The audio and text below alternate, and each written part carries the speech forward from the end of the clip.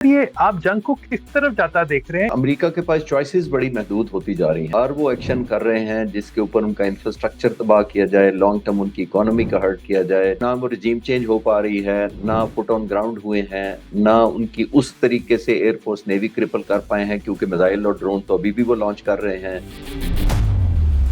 आपको क्या लगता है कि ये जंग कैसे खत्म होगी? कोई सालिसी करवाएगा? अब बहुत सारे मुल्क इसमें चाहते हैं कि ये प्रोलॉन्ग हो। चाइना और रशिया ये दो चाहते हैं कि ये एक ऐसी कैंपेन लॉन्च की जाए, ईरान को डिप्लीशन हो। ईरान सबसे ज्यादा, रूस का अपना तेल बिक रहा है, चीन का अपना तेल स्टोरेज हो रहा है, इसकी वजह से बहुत ज्यादा मुल्क दिलचस्पी जाहिर नहीं कर रहे। वो चाहते हैं कि अमेरिका ड्रेन हो।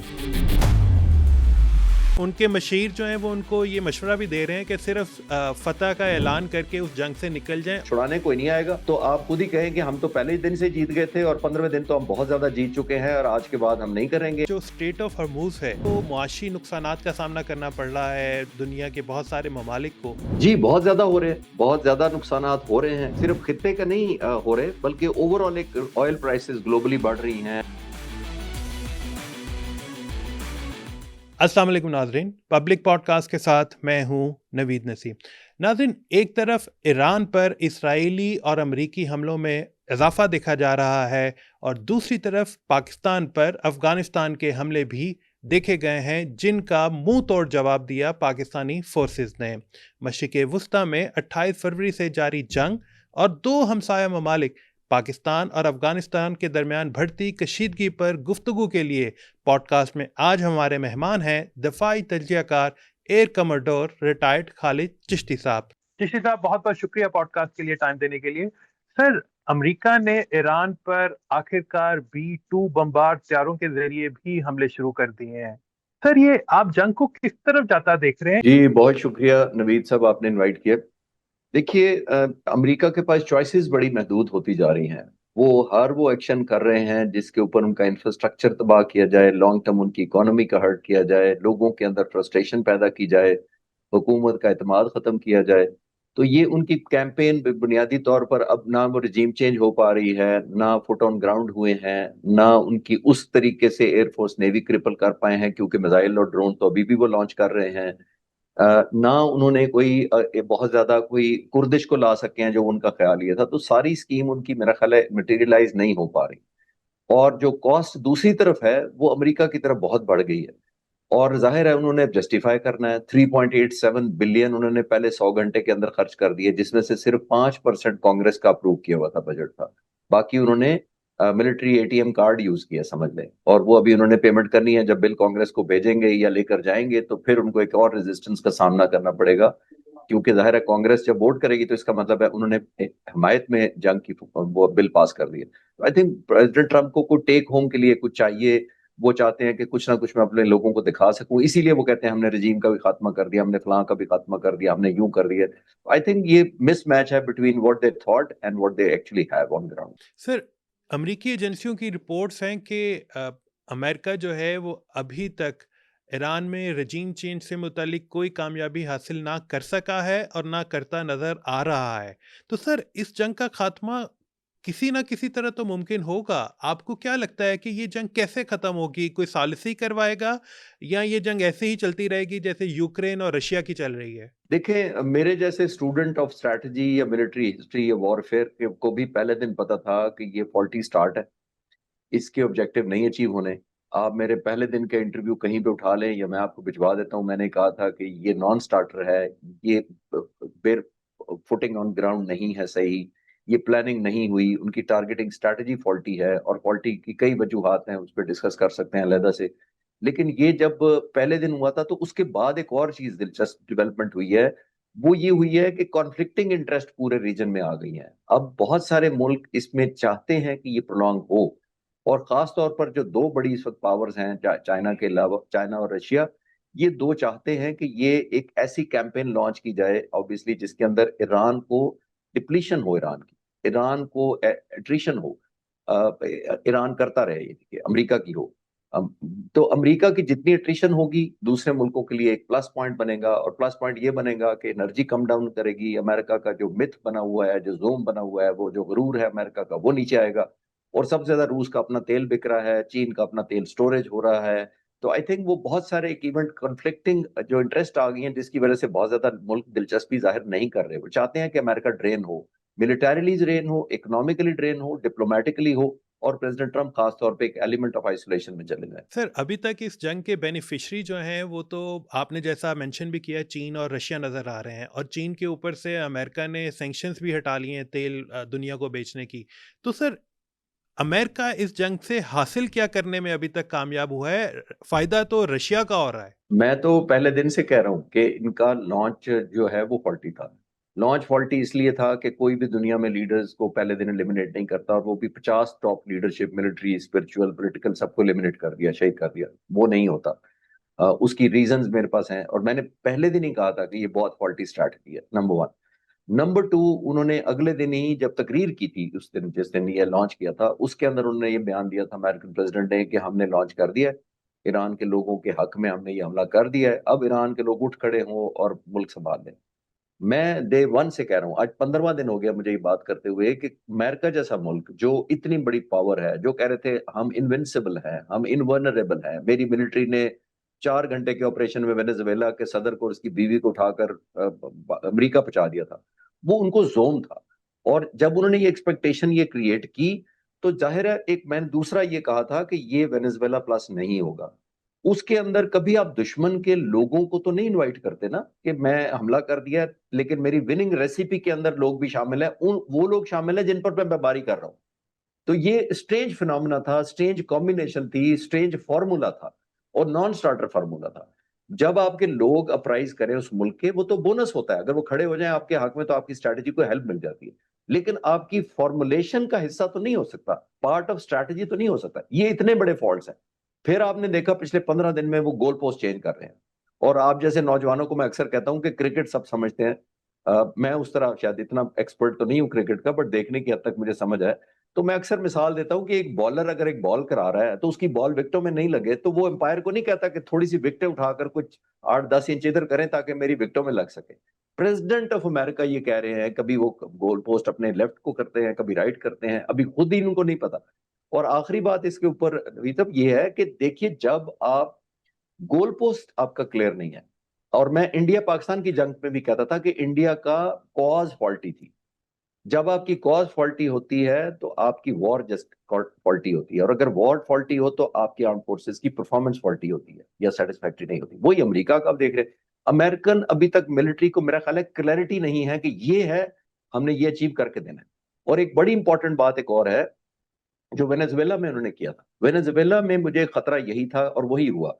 वेनेजुएला में जो मैंने पढ़ा या पढ़ाया ये था मुख्तलिफ जगहों पर, वो ये था कि जब इतनी क्विक फिक्स आपको एक विक्ट्री मिल जाती है, तो वो एक बहुत ज्यादा टेम्पटेशन, वो एडिक्शन होती है, वो एपिटाइजर के तौर पे अमल करना शुरू कर देती है। अमेरिकन प्रेसिडेंट ने ये समझना शुरू किया कि मेरी फोर्सेस तो मेरे बाएं हाथ से वेनेजुएला का सदर उठा लाई हैं, दाएं हाथ से रेजीम चेंज कर देंगी। तो ये एक एपिटाइजर, जब आप मेन मेन्यू की तरफ आते हैं तो वो उसी माइंडसेट से आते हैं कि जिस तरह एपिटाइजर बहुत जबरदस्त था, मेरी एक्सपेक्टेशन से जल्दी कर दिया मेरी फौज ने। और दूसरा, प्रेसिडेंट ट्रंप, आखिरी बात इस पे ये है कि प्रेसिडेंट ट्रंप ये भूल गए कि मिलिट्री फोर्स की एप्लीकेशन हर जगह के लिए, हर मकसद के लिए और हर वक्त के लिए नहीं होती। आपने बाज दफा खौफ पैदा करना होता है, मैनिफेस्टेशन जब आप कर देते हैं तो फिर आपके हाथ से निकल जाते हैं। जब आप हमला करते हैं तो दुश्मन का रिस्पॉन्स आपकी क्लोजिंग नोट या वॉर ट्रॉफी का हिस्सा बन जाता है। रिस्पॉन्स आपने देख लिया 2 हफ्ते से ईरान क्या कर रहा है, इसलिए उनकी वो फॉर्मुलेशन तो आउट हो गई। वो टेक होम विक्ट्री नहीं मिल रही, वो वॉर ट्रॉफी उनको नहीं मिल रही, क्योंकि रिस्पॉन्स जो ईरान ने दिया है वो एक्स्ट्रा ऑर्डिनरी, जाहिर है बहादुरी से भी दिया है और बहुत ज्यादा रेजिलियंस से दिया। Sir what do you think what the president Trump is going to achieve इस जंग से? क्या उनको हासिल होगा? क्या वो ये चाहते हैं कि ये जंग से कुछ मिड टर्म इलेक्शंस में कोई फ़ायदा हासिल कर पाएं, क्योंकि अमेरिका में अंदरूनी तौर पर उनके खिलाफ बहुत ज़्यादा राय आमा पाई जाती है? मिड टर्म तो तब करते अगर 2 दिन में रजीम चेंज होती, लोग टेक ओवर कर लेते, इसको एक और लीबिया, इराक और सीरिया बना के चले जाते, तो कहते देखे जी हमने क्या किया। तो मिड टर्म तो तब उनको मिलता। मिड टर्म तो तब उनको मिलता कि अगर कोई रजीम उनके अपनी मर्जी का कोई बंदा लगा सकते। तो हासिल करने का तो उनको खुद ही जब क्लियर नहीं है, आई थिंक, जिसकी वजह से जैसे मैंने कहा गोल पोस्ट चेंज करते रहते हैं। और दुनिया की कॉन्फ्लिक्टिंग इंटरेस्ट, मैंने पहले सवाल के जवाब में कहा कि वो चाहते ही नहीं है बहुत सारे मुल्क, और वो चाहते हैं अंदर से कि अमेरिका इधर इमिलेट हो। तो आई थिंक अमेरिकन प्रेसिडेंट का टेक होम इसमें कुछ नहीं है। हाँ, अब आप एक सोल्यूशन मैं दे सकता हूँ प्रेसिडेंट ट्रम्प को as a student of strategy, कि वो एक दिन टीवी पर आकर अनाउंस करें कि हम तो जंग जीत भी गए हैं, हमने तो तबाही मचा दी है, हमने तो कुछ ही काबिल छोड़ा ही नहीं है ईरान को। यूनिलैटरली आप अनाउंस कर दें, वो जाहिर है टीवी चला देगा और आप समझेंगे। सर उनके मशीर जो हैं वो उनको ये मशवरा भी दे रहे हैं कि सिर्फ फतह का ऐलान करके उस जंग से निकल जाएं, और शायद अगर मैं गलत नहीं हूं तो उन्होंने वियतनाम में भी यही किया था। जी, मैं भी यही मशवरा दूंगा कि अब छुड़ाने कोई नहीं आएगा, तो आप खुद ही कहें कि हम तो पहले ही दिन से जीत गए थे और 15वें दिन तो हम बहुत ज्यादा जीत चुके हैं और आज के बाद हम नहीं करेंगे, हम यूनिलैटरली बंद कर रहे हैं, हमने बहुत सबक सिखा दिया। और अभी अभी तो खुद मानना शुरू हो गए हैं कि रजीम तो बदलनी है, चाहे अभी बदले या बाद में बदले, मतलब वो मेंटली तैयार होना शुरू हो गए ना कि रजीम चेंज अभी नहीं बदल रही, ऑप्शन नहीं। तो आप कह जी। दें कि हमने जनाब बीज बो दिया है रजीम चेंज का, हमने बीज बो दिया है न्यूक्लियर प्लांट को खत्म करने का, अब जनाब देखिएगा मोमेंटम में कुछ अरसे में सब ईरान कोलैप्स कर जाएगा। तो फ्यूचरिस्टिक बात करें, अपने आप को एक और डिल्यूजन दें, आप अपने आप को एक और फॉल्स बिलीव दें कि जी हमने ये इतना जबरदस्त काम कर दिया, और अपने आप को शाबाश दें, और बहुत सारे चैनल उनकी हमायत में कहना भी शुरू कर देंगे, मीडिया तो सारा वेस्ट के पास है पहले ही, तो वो जनाब ढोल बजाना शुरू कर देंगे कि प्रेसिडेंट ट्रंप बहुत जीत गए और बड़ा जबरदस्त कमाल किया, लेकिन हम जैसे लोग मुश्किल से मानेंगे। सर, अली ख़मीनी की शहादत के बाद उनके बेटे मुश्तबा ख़मीनी को उनका जानशीन मुकर्रर कर दिया गया है। सर, आप समझते हैं कि मुश्तबा ख़मीनी की जो स्ट्रेटजी होगी इस जंग में, क्या वो अली ख़मीनी से भी ज़्यादा अग्रेसिव होगी, या आप समझते हैं कि उनकी तबीयत या उनके जो दीगर लीडरान हैं, उनके साथी जो हैं, वो इस जंग को हल करने के लिए, ख़त्म करने के लिए जाएँगे? देखिए, पासदाना ने इनकलाब के बड़े करीब रहे हैं जो मुश्तबा खामनाई है, और जाहिर है जो अली खामनाई थे वो एक सीजनड ऑलमोस्ट 37 साल उन्होंने स्पिरिचुअल लीडर रहे, ना सिर्फ ईरानी लोगों के बल्कि ओवरऑल ग्लोबली भी, अहले तशी जितने दुनिया में जहाँ बसते हैं, तो उन्होंने एक सीजन एक्सपीरियंस था उनका, और उनको पता था कि अमेरिका से कैसे डील करना है। ऑल्दो ये यंग है, लेकिन इनको एक और, अपार्ट फ्रॉम नेशनल लॉस जो हो रहा है इस वक्त, इंफ्रास्ट्रक्चर तबाह हो रहा है, 160 बच्चियां शहीद कर दी गई, और बहुत ज्यादा इंफ्रास्ट्रक्चर, मिलिट्री, और बहुत ज्यादा वो लॉस है। दूसरा, इनका पर्सनल फैमिली लॉस भी बहुत ज्यादा हुआ है ना। तो आई थिंक ये कॉम्बिनेशन करके मेरा नहीं ख्याल वो किसी स्टेज पे भी कॉम्प्रोमाइज करेंगे, और उन्होंने कल ही कह दिया है कि मेरी बहुत सारी जिम्मेदारियां हैं। इसका मतलब ईरान के लोग लुक फॉरवर्ड कर रहे हैं कि वो हमें इसी बहादुरी से लड़ते रहें, इसी वजह से वो सीज फायर की तरफ आ नहीं रहे, क्योंकि वो एक प्रोहिबिटिव कॉस्ट इम्पोज करना चाहते हैं अमेरिका पर, और वो जो उन्होंने 3 मुतालबे किए हैं वो बड़े जस्टिफाइड इसलिए है कि जाहिर है अमेरिका तो 6 महीने 7 महीने बाद दोबारा आ गया ना, चढ़ दौड़ा था और आके उसने बैरी बेड़े खड़े कर दिए, जबकि जून में प्रेसिडेंट ट्रंप ने कहा कि हमने तो उनका न्यूक्लियर वाइंड अप कर दिया, हमने तो कई दिहाइयां पीछे धकेल दिया उनका। और मैंने जून में भी कहा था कि ये नहीं हो सकता, न्यूक्लियर प्लांट इस तरह नहीं बनते कि कोई बिल्डिंग का स्ट्रक्चर जिस तरह कॉन्ट्रैक्टर बनाते हैं उस तरह की बिल्डिंग नहीं है, ये बड़ी तहों में बनाया जाता है, बॉम्ब प्रोटेक्टेड बनाया जाता है, बॉम्ब रेजिस्टेंट बनाया जाता है। तो मैंने उस वक्त भी कहा था कि ये नहीं हो सकता कि पूरा न्यूक्लियर प्लांट तबाह कर, 7 महीने बाद दोबारा आ गए। तो प्रेसिडेंट ट्रंप को चॉइस करना चाहिए कि उस वक्त मैंने गलत बयानी की थी, या मुझे गलत इनपुट दी गई थी, या अभी गलत इनपुट दी जा रही है कि इतना बड़ा ईरान खुदा ना खासा जिनी है और इस पर कब्जा करना जरूरी है और इसको सबक सिखाना जरूरी है। तो आई थिंक उनको अपनी क्लैरिटी नहीं है। 18 के करीब इंटेलिजेंस एजेंसियां अमरीकी के सदर के पास जो इनपुट देती हैं डायरेक्टली और इनडायरेक्टली, तो तमाम की तमाम उनको कह रही हैं, और अब वो कह रहे हैं कि मुझे फलाने ने कहा था कि अटैक होने वाला है, फिर मुझे उसने भी कह दिया कि मैं। तो प्रेसिडेंट ट्रंप इस तरह तो नहीं, अगर सबसे ज्यादा ताकतवर दुनिया का शख्स है, वो कहते हैं मेरे पास सबसे पावरफुल मिलिट्री है, और जो कि है, सारी दुनिया मान रही है, लेकिन उसका ये इस्तेमाल होना था और इसका ये रिस्पॉन्स होना था उनके खिलाफ। आई थिंक दुनिया सारी अब फिंगर्स क्रॉस ये देख रही है कि आगे क्या होना। सर, अब बात करते हैं इस जंग के जो मशरिक़ वस्ता के दीगर ममालिक हैं, उन पे जो असरात हो रहे हैं। सर, अभी तक हमने देखा है सऊदी अरब, बहरीन, कतर, कुवैत जो हैं वो ईरानी हमलों के ऊपर रेजिस्ट कर रहे हैं, वो उनका कोई जवाबी हमला नहीं दे रहे। व्हाट डू यू थिंक कि क्या इन ममालिक की ये जो पॉलिसी है रेजिस्टेंस की, ये कंटिन्यू रहेगी? देखिए, पहले तो मैं अप्रिशिएट करना चाहूंगा इन तमाम मिडल ईस्ट मुल्कों को जिन्होंने काउंटर अटैक नहीं किया, बहुत हौसला दिखाया, पहली बात। लेकिन हौसला ना दिखाने का एक बहुत बड़ा फायदा हुआ है उनको, वो ये कि हौसला उन्होंने जो दिखाया है उसकी वजह से अगर वो अटैक कर देते ईरान के ऊपर रिटेलिएटरी, तो ईरान के पास लेजिटिमेसी और ज्यादा आ जाती है उन पर हमला करने की, और फिर वो सिर्फ अमेरिकन बेसिस तक महदूद ना रहता, फिर वो ड्रोन पूरे खत्ते में या पूरे मुल्कों पर ऑल ओवर मारना शुरू कर देता। फिर इंटरनली उन मुल्कों पे जो जीसीसी के हैं तकरीबन, जिनका आप जिक्र कर रहे हैं, तो उन पर इंटरनल प्रेशर बहुत बिल्ड हो जाता कि ये जंग हमारी थी नहीं, ये आप लड़ क्यों रहे हैं, हम पर बमबारी क्यों हो रही है, हम तो इसका हिस्सा ही नहीं थे। और वो ये समझते लोग वहां के कि हमने ये जो लड़ाई लड़ रहे हैं, हम प्रेसिडेंट ट्रंप की डायरेक्ट जंग लड़ रहे हैं। तो आई थिंक तमाम लीडरशिप को मैं क्रेडिट देना चाहूंगा कि बहुत उन्होंने स्टेट्समैनशिप दिखाई है और रिफ्रेन किया है और एक और बड़ी इंपॉर्टेंट बात थी कि अगर ये मुल्क आपस में लड़ पड़ते तो आई थिंक सबसे ज्यादा सेलिब्रेशन नेतन्याहू ने करनी थी कि मैंने 2 मुसलमान या 4 मुसलमान या 6 मुसलमान मुल्कों को आपस में लड़ा दिया है, और वो सिट बैक करता। इन्होंने तो चले जाना था इस खित्ते से, वो तो दोनों इस खित्ते से उनका ताल्लुक नहीं है, ना नेतन्याहू का ना प्रेसिडेंट ट्रंप का है। लेकिन यहाँ पे जो नेबरहुड का जो बदमजगी, ब्रीच ऑफ ट्रस्ट और लैक ऑफ कॉन्फिडेंस होना था, वो शायद बहुत दहाइयों तक जाना था। लेकिन अगर आप देखें जैसे सऊदी अरब जो है या बहरीन या कतर जो है वो ईरान से मुतालबा कर रहे हैं कि वो इन ममालिक पर इवन जो अमरीकी अड्डे हैं उनके ऊपर भी हमले ना करें। तो सर ऐसी सूरत हाल में अगर ईरान सऊदी अरब पे या इराक पे या बहरीन पे सऊदी ठिकानों के ऊपर हमले नहीं करता, तो फिर ईरान के पास काउंटर स्ट्रेटजी बाकी रह क्या जाती है? वो अमेरिका को डायरेक्टली तो अटैक नहीं कर सकता। जाहिर है, देखिए वो एज एन ऑब्लिगेशन कर रहा है, मैं एथिक्स की बात नहीं कर रहा कि एथिकली कर रहा है कि नहीं कर रहा, मैं पॉलिटिकल साइंस और जियोग्राफी की वजह से भी नहीं कह रहा कि करना चाहिए नहीं करना चाहिए, मैं तो सिर्फ एज अ मिलिट्री स्ट्रैटेजी की बात कर रहा हूँ कि हो सकता है कंडेम करे सारी दुनिया उसको, लेकिन उसके पास चॉइस नहीं है टारगेटिंग स्ट्रैटेजी की। अमेरिका तक वो पहुंच नहीं सकता, इसराइल तक पहुंचना उसको चैलेंजिंग भी है, मुश्किल भी है, एक्सपेंसिव भी है, और प्रोबेबिलिटी भी जाहिर कम होती है जब इसराइल इंटरसेप्ट करता है। तो उसको ये नेबरहुड में ये लगता है कि ये जो मेरे ऑब्वियसली वॉचिंग के लिए मुझे बनाए हुए थे इतने दिहाइयों से, इन्होंने अड्डे दिए हुए थे, यहां से इनको जाना चाहिए। वो कॉस्ट बुनियादी तौर पर उन मुल्कों के लिए इनडायरेक्ट बढ़ा रहा है, लेकिन अमेरिका के लिए डायरेक्ट कॉस्ट बढ़ा रहा है कि यहाँ अड्डे रखने का मतलब ये है कि आपकी वर्नेबिलिटी है। अब आई एम श्योर अरब मुल्कों को भी ये रियलाइज हो गया होगा कि ये जो अड्डे हैं हमने दिए थे, ये लाइबिलिटी ज्यादा है और एसेट कम है। उनको तो ये कहा गया था कि हम आपको बचाएंगे, लेकिन वो अड्डे खुद नहीं बच पा रहे, और बहुत ज्यादा जो पैट्रियट फायर हो रहे हैं, इन इन तमाम मिसाइलों का जो एयर डिफेंस वेपन है, जो इंटरसेप्टर मिसाइल्स हुए हैं, ये तो बिल तो इन्हीं मिडल ईस्ट मुल्कों ने देना है। तो उन्होंने फिर टेक होम कुछ भी नहीं किया उन्होंने। तो आई थिंक ये इस बैकड्रॉप में हमें देखना पड़ेगा कि ये मेरा नहीं ख्याल कि टेक होम अमेरिका के लिए कुछ भी है, लेकिन आने वाले वक्तों में अल्लाह करे कि जीसीसी के तमाम मुल्क मिलकर अपने आप को कुछ ऐसा कंसेंसस डेवलप कर सकें जिसके अंदर ये अगर उन्होंने कोई ऐसा करना है तो ऐसा एग्रीमेंट कर सकें कि हमारे अड्डे किसी और मुसलमान मुल्क के खिलाफ नहीं होंगे। इस तरह का कोई अगर वर्किंग कर ले तो शायद कहीं बेहतर हो। सर अब पाकिस्तान के इस जंग में किरदार से मुतलिक बात करते हैं। सर हाल ही में पाकिस्तानी वज़ीर आज़म शहबाज शरीफ ने और फील्ड मार्शल ने सऊदी अरब का दौरा किया। सर सऊदी अरब पाकिस्तान के ज़रिए ईरान पर दबाव डाल रहा है कि वो ईरान जो है वो सऊदी अरब पे हमले ना करे।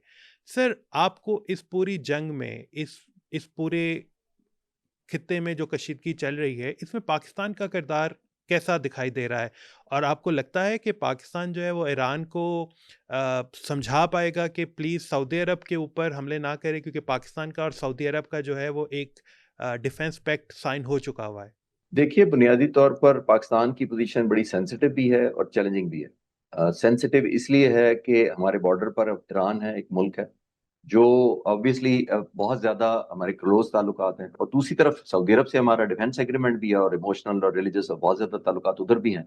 तो आई थिंक एक तरफ ये सेंसिटिविटी है, दूसरी तरफ एक अपॉर्चुनिटी भी है, या वैल्यू एडेड भी हमारा रिलेशनशिप के अंदर। वो ये है कि बुनियादी तौर पर हम दोनों मुल्कों को बेहतर समझा पाते हैं, क्योंकि दोनों मुल्क हमसे सुनने को तैयार है, हमारी बात समझते हैं बेहतर, हम एक दूसरे कम्युनिकेट कर पाएंगे कि क्या इस खत्ते के लिए बेहतर है। और पाकिस्तान की एडवांटेजेस पोजीशन है कि हमारी दोनों का ट्रस्ट है हमारे ऊपर। तो आई थिंक ये खुशाइंद है कि पाकिस्तान के प्राइम मिनिस्टर ने पहले ईरान की लीडरशिप की बात की है, फिर उन्होंने सऊदी अरब भी फील्ड मार्शल के साथ गए हैं। तो आई होप कि इसमें कोई पॉजिटिव आउटकम निकले, वो दोनों के दरमियान ब्रिज कर सकें और इख्तलाफात को कम से कम किया जा सके। सर पाकिस्तान पे कभी कोई ऐसी सूरत हाल तो नहीं आ जाएगी कि पाकिस्तान को सऊदी अरब के डिफेंस में ईरान पर काउंटर अटैक्स करने पड़ जाएं? मैं एजम्पशंस पे नहीं बात कर सकता, वो हुकूमत पाकिस्तान आई थिंक ज्यादा बेहतर फैसले करेगी, उनके पास बहुत इनपुट होती है। मुझे तो जितना मीडिया और आप जैसे दोस्तों से पता लगता है उसी पता, तो बड़ा हाइपोथेसाइजेशन करना मेरे लिए बड़ा मुश्किल। ठीक सर, बिल्कुल हम आगे क्विकली चलते हैं। सर जो स्ट्रेट ऑफ हॉर्मूज है इसकी वजह से जो मुआशी नुकसानात का सामना करना पड़ रहा है दुनिया के बहुत सारे ममालिक को, क्या आपको लगता है इन मुआशी जो नुकसानात हो रहे हैं इसकी वजह से अमेरिका जो है वो इस जंग को बंद करने पर मजबूर हो जाए? जी, बहुत ज्यादा हो रहे हैं, बहुत ज्यादा नुकसानात हो रहे हैं। और आपने देखा ही है कि सिर्फ खित्ते का नहीं हो रहे, बल्कि ओवरऑल एक ऑयल प्राइसेस ग्लोबली बढ़ रही हैं। आपने देखा है कि बहुत ज्यादा एंजाइटी है, मार्केट्स क्रैश कर रही हैं, अमेरिका के अंदर अनरेस्ट है। तो सब कुछ आपके सामने है। तो आई थिंक देखते हुए बहुत ज्यादा प्रेशर अमेरिका पर भी है, क्योंकि टेक होम वो भी कुछ नहीं दे पा रहे अपने लोगों को, और लोग बहुत ज्यादा मैं किसी न्यूयॉर्क में किसी से बात कर रहा था, तो वो कह रहे थे कि जी इधर भी लाइफ हमारी इतनी ज्यादा वो हो गई है, कि लोग डबल माइंडेड है कि हमने क्या किया और किस तरह हम डील करें। तो मेरा ख्याल है उनके लिए बहुत चैलेंजिंग हो गया है, दोस्त ममालिक के लिए भी। सर सर अगर हम सिर्फ मुआशी मसाइल जो पूरी दुनिया को इस जंग की वजह से सामना करना पड़ रहा है, अगर हम सिर्फ उस पे बात करें, और ईरान ने भी जैसे कहा है कि अगर उसके साथ बात की जाती है, और ईरान ने 3 शराइत भी पेश की हैं कि वो इन शराइत के ऊपर इस जंग को ख़त्म करने के लिए राज़ी हो सकता है। डू यू थिंक कि अमेरिका जो है वो ईरान को कंपनसेशन देने के लिए और ये अश्योरिटी देने के लिए कि वो मुस्तकबिल में ईरान पे कब्ज़ा कब्ज़ा तो क्या हमले नहीं करेगा, क्या अमेरिका इन शराइत को मानने के लिए तैयार हो सकता है? जी, बहुत फेस सेविंग तो बहुत मुश्किल होगी उसके लिए इतनी बड़ी सख्त शराइत को। लेकिन ये अक्सर मैं कहता हूं कि जो ईरान का रिस्पांस है वो उनकी उसको पोजीशन टू बार्गेन दे रहा है, क्योंकि मैं अक्सर कहता हूं कि जो आपकी पोजीशन टू हर्ट होती है वो पोजीशन टू बार्गेन होती है। अब ईरान अमेरिका को हर्ट करने में कामयाब हुआ है, उसकी इंटरेस्ट को टारगेट कर रहा है, इसीलिए उसने इतनी सख्त शराइत रखी है। और आप देखें कि अगर अमेरिका हावी होता खुदा न खास्ता, तो ईरान ने तो सिर्फ माफी मांगनी थी कि जनाब आप सीज फायर कर दें, कुछ भी कर दें, बस हम जो कहते हैं करने को तैयार हैं। तो ये ईरान की पावर टू हर्ट है जो बुनियादी तौर पर अमेरिका को चैलेंज किया उन्होंने और इतनी सख्त शराइत रखी। लेकिन इन बिटवीन शायद कोई और मुल्क सेन हो जाए, पड़ जाए, मिडल ईस्ट के लोग ही खुद यूनिटी करके अमेरिका को कन्विंस करने की कोशिश करें कि यहाँ पे नो वे आप जीत सकेंगे, आपको क्लोजिंग करनी पड़ेगी किसी ना किसी स्टेज पे। तो बेहतर है कि जितना नुकसान कम से कम हो। अब मिडल ईस्ट का सारा कारोबार बैठ गया है। अब यूएई, दुबई, आप देखें कि कितने साल लगेंगे वो ट्रस्ट दोबारा बिल्ड करते हुए। सर आपको लगता है कि मुस्तकबिल करीब में पाकिस्तान के लिए जो ये जो मशरिक़ वस्ता के जो ममालिक हैं, इनको सिक्योरिटी की जो सर्विसेज हैं वो देने में पाकिस्तान के लिए बहुत ज़्यादा अपॉर्चुनिटीज़ खुल सकती हैं, क्योंकि उन्होंने देख लिया कि अमेरिका जो है वो इन ममालिक को किसी भी किस्म की सिक्योरिटी जो है वो फ्राहम नहीं कर सका? ये भी अजम्पशन है और बहुत सारे लोग कह रहे हैं कि बड़ी अच्छी अपॉर्चुनिटी है, तो मैं इसको कोई बहुत उस सेंस में तो नहीं लेता कि कोई बिजनेस तो है नहीं कि कस्टमरशिप है कि हम किसी की जगह टेक ओवर कर लेंगे। ये तो आई थिंक जब जंग सेटल हो जाएगी उसके बाद बेहतर पोजीशन होगी कि अमेरिका कितना अपना फुटहोल्ड रखता है, और मिडल ईस्ट के जो मुल्क जिनके अंदर उनके बेसिस हैं वो आया उनको भिजवाने पर तैयार हैं और अमेरिका कन्विंस हो जाता है। ये अब जाहिर है बहुत ही फ्यूचरिस्टिक है कि हम किसी की जगह लेंगे। मेरा नहीं ख्याल कि अभी मैं इस पोजीशन में हूं इस पर कोई कमेंट कर सकता। सर क्या अमेरिका अफ़गानिस्तान की तरह ईरान में भी अपने सोल्जर्स ला सकता है ताकि रजीम चेंज करने की एक और कोशिश कर सके? मैं अभी फोर्स ही नहीं कर रहा, क्योंकि जितना रिजॉल्व ईरानियन लोगों ने दिखाया अपनी हुकूमत के पीछे और लीडरशिप के पीछे खड़े हैं, आई एम श्योर उनकी हार्डशिप डेफिनेटली है। मैं ये नहीं कह रहा कि सब इत्मीनान है, लेकिन क्योंकि एक्सटर्नल एग्रेशन जब हो जाती है तो ईरानी कौम बड़ी नेशनलिस्ट कौम है और वो फिर कम बैक करती है। उन्होंने कम बैक किया है और उसी वजह से आपने देखा कि ये रिस्पॉन्स जो इतना स्ट्रांग को हुकूमत भी दे पाई है और अमेरिका को भी सरप्राइज मिला है, वो लोगों के रिजॉल्व की वजह से मिला है। तो मेरा नहीं ख्याल कि फुट ऑन ग्राउंड इतना, बिकॉज अगर करेंगे भी तो बहुत ज्यादा कैजुअलिटीज उठाएंगे, और अमेरिका तो कैजुअलिटीज उठाने में बहुत बहादुर नहीं साबित हुआ। जो ट्रैक रिकॉर्ड है उनका, फोर्सेस बहुत अच्छी होंगी। लेकिन आप याद करें कि जब ईरान के जो हॉस्टेज बना लिए थे आयतुल्ला खमीनी के बाद, 24-25 जी। अप्रैल 1980 को जो हॉस्टेज उन्होंने बनाए हुए थे, उसको रेस्क्यू करने का एक ऑपरेशन किया था अमेरिका ने। जो ईरान के अंदर एम्बेसी के लोग अमेरिकन जो है उनको हॉस्टेज बना लिया था। तो वो ऑपरेशन जी। बुरी तरह नाकाम हुआ था। ऑपरेशन ईगल क्लॉ नाम था उसका, और बुरी तरह नाकाम हुआ था और कोई भी हॉस्टेज 55 में से नहीं रिहा हुआ था। और 8 बल्कि अमेरिकन मारे गए थे, 5 एयरफोर्स के, 3 नेवी के। और प्रेसिडेंट कार्टर ने उस वक्त, जैसे मैंने कहा अप्रैल 1980 की बात है, उसी साल के एंड में इलेक्शन लड़ा और वो हार गए थे। और बहुत सारे लोग कहते हैं कि वो ऑपरेशन ईगल क्लॉ की वजह से, क्योंकि अमेरिकन जाने गई थी 8, तो लोगों ने उनको माफ नहीं किया और इलेक्शन में वो हार गए थे। तो ये एक हिस्ट्री है उनकी कि अमेरिका खुद जब इंडिपेंडेंट आता है तो उस तरह की जो इसको कहते हैं ना एट्रिशन या लाइफ लॉसेस नहीं लेता। जब वो नेटो के साथ जाते हैं, कुछ नेटो का नुकसान होता है तो उसमें अमेरिकन भी होता है, तो लोग अब्जॉर्व कर लेते हैं। स्टैंड अलोन मेरा नहीं ख्याल कि वो रिस्क लेंगे फुट ऑन ग्राउंड का स्टेज। सर बिल्कुल हम एंड पे बात करेंगे आपसे। एक दफ़ा फिर से पाकिस्तान और अफ़गानिस्तान के दरमियान जो कशीदगी है वो फिर से बढ़ी है, और हमने देखा कि हाल ही में अफ़गानिस्तान ने अपने ड्रोन भेजे जिनको हमारी सिक्योरिटी फोर्सेस ने मार गिराया। सर क्या वजह है कि हर कुछ दिन के बाद अफ़गानिस्तान जो है वो इस तरह की हरकतें करता है, और उसको पता है कि पाकिस्तानी फोर्सेस जो हैं वो उसको मुंह तोड़ जवाब देती हैं, तो क्या वजह है कि वो आराम से क्यों नहीं बैठता? जब स्पॉन्सरशिप अच्छी आपको मिल रही हो तो फिर शायद वो आराम से नहीं बैठने देती। पैकेज अच्छा मिल रहा हो और ऐसे मुल्क को जो कैश स्टाफ्ड हो, उसके पास पैसे हो ही ना, उसकी इकोनॉमी कोई ना हो, इंडस्ट्री ना हो, आईटी ना हो, टेक्सटाइल ना हो, कुछ भी ना हो, तो वो सबसे ज्यादा जाहिर है डिपेंडेंट आउटवर्ड कैश पे है। और आउटवर्ड कैश देने वाले एक मुल्क नहीं है, अब तो इसराइल भी शामिल हो गया आउटराइटली, हमने देखा है। तो आई थिंक पैकेज का ही चक्कर है और कुछ भी नहीं है। इंसेंटिव उनको ज्यादा दिए जाते हैं, पाकिस्तान से कहीं ज्यादा, जितना वो हमला करते हैं उससे ज्यादा कहीं बार्गेन करके बेहतर पैकेज ले लेते हैं। और हम अपना रिजॉल्व दिखाते रहेंगे, वो जाहिर है अपनी कैश करवाते रहे अपनी पोजीशन को, लेकिन इंशाल्लाह ताला इससे भी ज्यादा बेफिटिंग आइंदा मिलेगा जो हुआ। सर, चाइना ने एक बार फिर पाकिस्तान और अफगानिस्तान पर जोर दिया है कि दोनों ममालिक, दोनों हमसाया ममालिक आपस में बैठकर मुज़ाकरात के ज़रिए इस मामलात को हल करें। सर, चाइना की भी अफगानिस्तान में बहुत बड़ी इन्वेस्टमेंट है, तो क्या वजह है कि अफगानिस्तान जो है वो चाइना की बात भी नहीं मान रहा? मैंने चाइना की अपनी इंटरेस्ट है, तो चाइना की अपनी इंटरेस्ट इसलिए है कि वो दुनिया का सबसे ज्यादा तेल जखीरा कर रहा है, वो चाहता है कि ह्यूमिलेशन हो अमेरिका की, जैसे मैंने कहा है। वो कहता है कल को मुझे ताइवान में इस तरह का ऑपरेशन करना पड़ गया तो उसके लिए एथिकली मॉरली बेहतर होगा, क्योंकि अमेरिका ने ऐसा प्रेसिडेंट सेट किया हुआ है इसके ईरान के खिलाफ। और इस वजह से उसको कंफर्ट लगता है कि अगर वो प्रोलॉन्ग होती है तो डिप्लीशन भी होती है। ऑयल भी सारे का सारा वो रूस से ले रहा है, ईरान से वो 80% वैसे ही ले रहा था, और अबाउट 1.4 बिलियन बैरल रोजाना लेता था। ऑल्दो वो चीन की सिर्फ 13% रिक्वायरमेंट पूरी करता था, लेकिन ईरान का एक्सपोर्ट 80% था, चाइना पे डिपेंडेंट था। सर, आपको लगता है कि मौजूदा सूरत हाल को देखते हुए भारत जो है वो पाकिस्तान पे अ, अल्लाह ना करे एक दफ़ा और हमला कर सकता है, जबकि उसको अफगानिस्तान की भी सपोर्ट हासिल होगी और मुमकिन तौर पर उसको इसराइल भी सपोर्ट करेगा? अगर वो कोई टेक होम दिखा सकते हैं, मैं क्लोजिंग में शॉर्ट आंसर दे देता हूँ, अगर वो अपने लोगों को कोई टेक होम ट्रॉफी दिखा सकते हैं तो जरूर शौक पूरा कर लें। Sir, air commodore retired Khalid Chishti साहब, पॉडकास्ट के लिए टाइम देने के लिए बहुत बहुत शुक्रिया। उम्मीद है आपको खालिद साहब के साथ ये डिस्कशन पसंद आई होगी। Thank you so much.